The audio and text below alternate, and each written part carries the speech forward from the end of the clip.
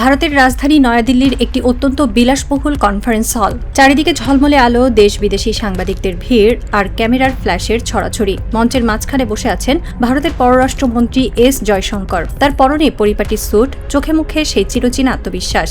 আন্তর্জাতিক কূটনীতিতে তিনি এমন একজন মানুষ হিসেবে পরিচিত, যিনি কঠিন থেকে কঠিনতর প্রশ্নের মুখেও কখনো মেজাজ হারান না। বরফ শীতল স্নায়ু নিয়ে প্রতিপক্ষকে ঘায়াল করতে জানেন। মাইক্রোফোন হাতে একজন সাংবাদিক উঠে দাঁড়ালেন। তার প্রশ্নটি ছিল এমন একটি বিষয় নিয়ে যা গত কয়েক সপ্তাহ ধরে সাউথ ব্লকের কর্তাদের রাতের ঘুম হারাম করে দিয়েছে। প্রশ্নটি ছিল সৌদি আরব, তুরস্ক এবং পাকিস্তানের ত্রিদেশীয় মক্কা প্রতিরক্ষা চুক্তি নিয়ে ভারতের অবস্থান ঠিক কী।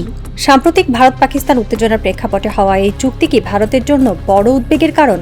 জয়শঙ্কর তার চশমাটা একটু ঠিক করলেন। তারপর ঠোঁটের কোণে ফুটে উঠল এক তাচ্ছিল্য ভরা ক্রূর হাসি। তিনি অত্যন্ত শান্ত গলায় বললেন, আপনারা তো এটাকে প্রতিরক্ষা চুক্তি বলছেন, অথচ এই চুক্তির প্রতিটি দেশই এখন নানা সামরিক চ্যালেঞ্জের মুখোমুখি। সেই বাস্তব পরিস্থিতিতে এই মক্কা চুক্তি তাদের জন্য কি করতে পেরেছে? পুরো হলরুমে পিন পতন, নিস্তব্ধতা। জয়শঙ্কর এরপর একে একে বলে গেলেন, এই যে জোট নিয়ে ভারত বিন্দুমাত্র উদ্বিগ্ন নয়, তার নিজস্ব কৌশলগত সমীকরণের প্রতিটি বিষয়ের আলাদা গুরুত্ব থাকে। তিনি বোঝাতে চাইলেন যে এই মক্কা প্যাক্ট ভারতের জন্য কোনো মাথা ব্যথাই নয়। কিন্তু আন্তর্জাতিক ভূকৌশলবিদরা যখন তার এই বক্তব্যটি বিশ্লেষণ করলেন, তখন তারা একটি ভয়ঙ্কর সত্য আবিষ্কার করলেন। জয়শঙ্করের ওই তাচ্ছিল্য ভরা হাসি এবং আত্মবিশ্বাসী শব্দের আড়ালে আসলে লুকিয়ে আছে এক চরম অস্বস্তি এবং নিশ্চিদ্র আতঙ্ক। যে জোটের ভেতরে রয়েছে মধ্যপ্রাচ্যের সবচেয়ে বড় অর্থনৈতিক অংশীদার, ন্যাটোর দ্বিতীয় বৃহত্তম সেনাবাহিনী এবং ভারতের চিরবৈরী এক পারমাণবিক শক্তি, সেই জোট নিয়ে ভারতের উদ্বিগ্ন না হওয়ার দাবিটি হল শতাব্দীর সবচেয়ে বড় কূটনৈতিক ভণ্ডামি।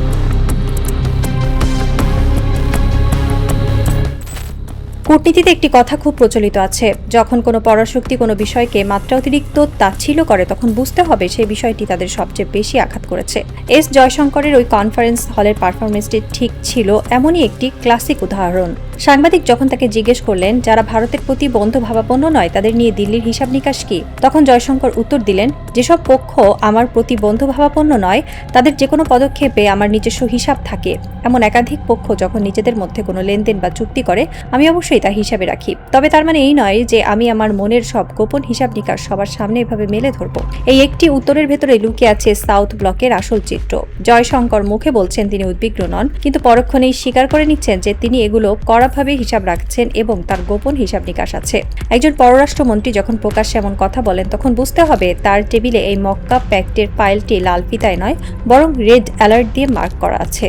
ভারত জানে এই মক্কা চুক্তি কোনো সাধারণ চুক্তি নয়। এটি এমন এক জোট যা দক্ষিণ এশিয়ায় ভারতের গত 5 দশকের একক সামরিক ও অর্থনৈতিক আধিপত্যকে এক নিমিষে চূর্ণ বিচূর্ণ করে দেওয়ার ক্ষমতা রাখে। জয়শঙ্করের ওই তাচ্ছিল্যের মুখোশটি আসলে পরাশক্তির অহংকার টিকিয়ে রাখার এক মরিয়া চেষ্টা মাত্র।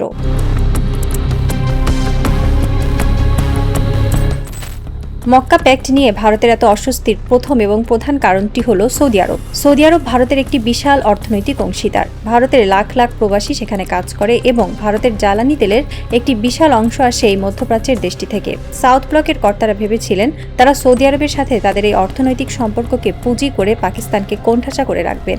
ভারত সবসময় চেয়েছে সৌদি আরব যেন ভারত পাকিস্তান দ্বন্দ্বে নিরপেক্ষ থাকে বা ভারতের দিকে কিছুটা ঝুঁকে থাকে। কিন্তু মক্কা চুক্তির মাধ্যমে সৌদি আরব যখন সরাসরি পাকিস্তানের সাথে একটি প্রাতিষ্ঠানিক, সামরিক ও কৌশলগত জোটে আবদ্ধ হলো, তখন ভারতের সেই স্বপ্ন তাসের ঘরের মতো ভেঙে পড়ল।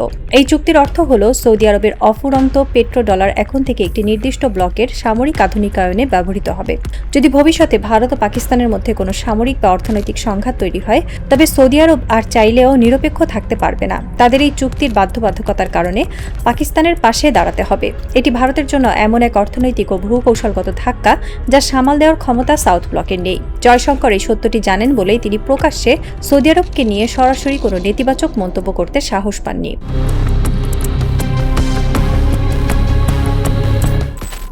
মক্কা চুক্তির দ্বিতীয় স্তম্ভটি হল তুরস্ক। তুরস্ক কেবল একটি শক্তিশালী মুসলিম রাষ্ট্র নয়, এটি হল ন্যাটোর দ্বিতীয় বৃহত্তম সেনাবাহিনী।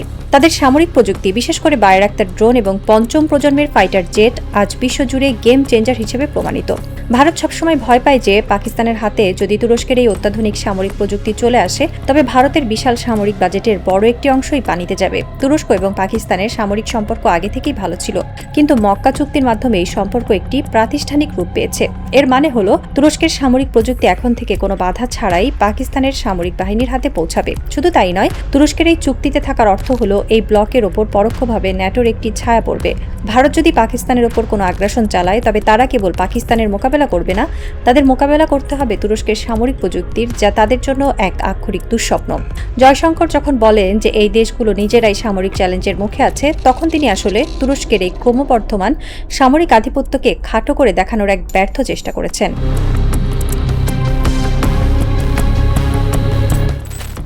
ভারতের সামরিক কৌশলবিদদের সবচেয়ে বড় গর্বের জায়গাটি হলো তাদের কোল্ড স্টার্ট ডক্ট্রিন।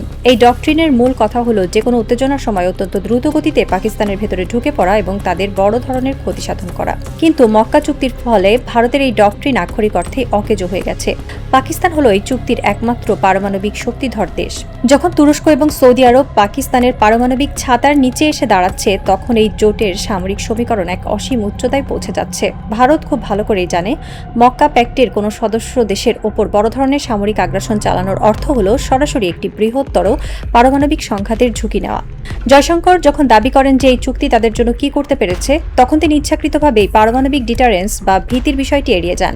একটি সামরিক জোটের সবচেয়ে বড় সাফল্য হলো যুদ্ধ না করেই শত্রুকে দূরে সরিয়ে রাখা। মক্কা প্যাক্ট ঠিক সেই কাজটিই করেছে। তারা ভারতের সামরিক আস্ফালনের সামনে এমন এক অদৃশ্য পারমাণবিক দেয়াল তুলে দিয়েছে, যা ভেদ করার সাহস দিল্লির নেই।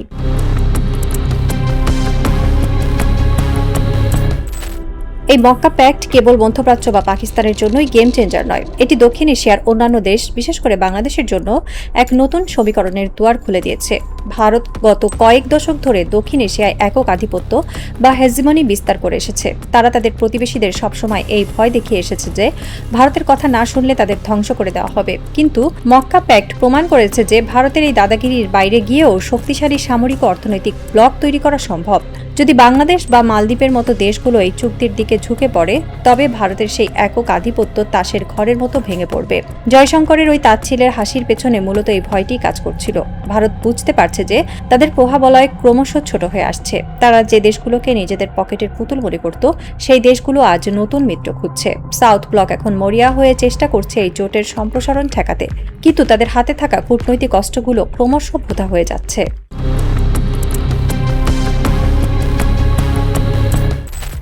জয়শঙ্কর তার বক্তব্যের শেষে একটি অত্যন্ত গুরুত্বপূর্ণ কথা বলেছিলেন। আমার মনের সব গোপন হিসাব নিকাশ সবার সামনে এভাবে মেলে ধরব না।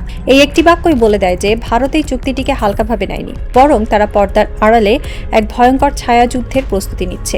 ভারত এখন কি করবে? তারা হয়তো তাদের গোয়েন্দা সংস্থা রকে ব্যবহার করে মক্কা প্যাক্টের সদস্য দেশগুলোর ভেতরে রাজনৈতিক অস্থিতিশীলতা তৈরির চেষ্টা করবে।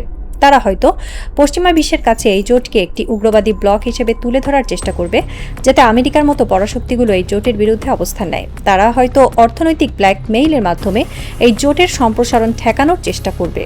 কিন্তু আন্তর্জাতিক ভূরাজনীতিতে এই ধরনের ছায়াযুদ্ধ খুবই ঝুঁকিপূর্ণ। ভারত যদি এই খেলায় ভুল চাল দেয়, তবে তারা কেবল মক্কা প্যাক্টকেই শক্তিশালী করবে না, তারা বিশ্বমঞ্চে নিজেদেরও একঘরে করে ফেলবে।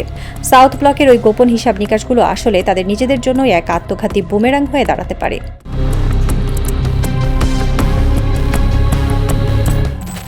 নয়াদিল্লির সেই বিলাসবহুল কনফারেন্স হলটি এখন পুরোপুরি ফাঁকা, আলোগুলো নিভিয়ে দেওয়া হয়েছে। জয়শঙ্কর তার গাড়িতে উঠে সাউথ ব্লকের দিকে রওনা দিয়েছেন। তার চেহারায় এখন আর সেই তাচ্ছিল্যের হাসি নেই। সেখানে জায়গা করে নিয়েছে এক গভীর চিন্তাক্লিষ্ট গাম্ভীর্য। গাড়ির পেছনের সিটে বসে তিনি ব্রিফকেস থেকে একটি লাল ফোল্ডার বের করলেন। ফোল্ডারের উপর লেখা Mecca defence pact threat assessment. তিনি ফাইলটি খুললেন। সেখানে থাকা স্যাটেলাইট ইমেজ, গোয়েন্দা রিপোর্ট এবং সামরিক ডেটাগুলো প্রমাণ করেছে যে তিনি কনফারেন্স হলে যা বলে এসেছেন, বাস্তব পরিস্থিতি তার চেয়ে যোজন যোজন গুণ বেশি ভয়াবহ। 1000 মাইল দূরে আরব সাগরের নীল জলরাশির ওপর দিয়ে একটি টার্কিশ ড্রোন উড়ে যাচ্ছে। এর ঠিক পাশেই টহল দিচ্ছে পাকিস্তানের একটি ফাইটার জেট, আর নিচে সমুদ্রের নীল জলে নোঙর করে আছে সৌদি আরবের একটি যুদ্ধ জাহাজ। এই দৃশ্যটি কোনো কল্পকাহিনী নয়, এটি হলো এক নতুন বিশ্ব ব্যবস্থার নিখুঁত কোরিওগ্রাফি। দিল্লির সাউথ ব্লকে হয়তো আজ সারা রাত বাতি জ্বলবে, গোয়েন্দারা হয়তো নতুন কোনো ছক কষবে, কিন্তু তারা জানে দাবার বোর্ডে এমন কিছু চাল থাকে যার কোনো কাউন্টার বা পাল্টা চাল হয় না। মক্কা প্যাক্ট ঠিক তেমনই একটি চাল। গাড়ির কাচ দিয়ে বাইরের অন্ধকার রাস্তার দিকে তাকিয়ে রইলেন ভারতের পররাষ্ট্রমন্ত্রী। তার মনের ভেতরের সেই গোপন হিসাব নিকাশগুলো কি এই নতুন জোটের সামনে টিকতে পারবে, নাকি ভারতের আধিপত্যবাদের অহংকার এই মক্কা চুক্তির বিশাল প্রাচীরে আছড়ে পড়ে চূর্ণ বিচূর্ণ হয়ে যাবে?